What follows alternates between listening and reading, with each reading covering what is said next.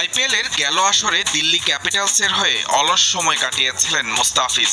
এবারের আসরে পাল্টেছে সেই দৃশ্যপট। চেন্নাই কিংসের হয়ে শুরু থেকেই আছেন দারুণ ছন্দে।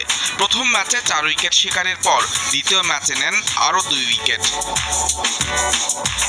বিশেষ করে ডেথ ওভারে তার হিসেবি বোলিং প্রশংসা কুড়িয়েছে ক্রিকেট বিশ্লেষক ও ভক্তদের। সেই তালিকায় নাম লেখালেন চেন্নাই কিংসের ব্যাটিং কোচ মাইক হাসি।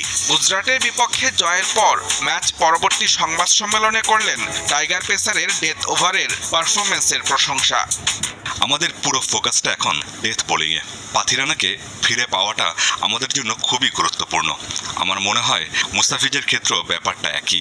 প্রথম 2 ম্যাচে সে তার কাজ করে দিয়েছে।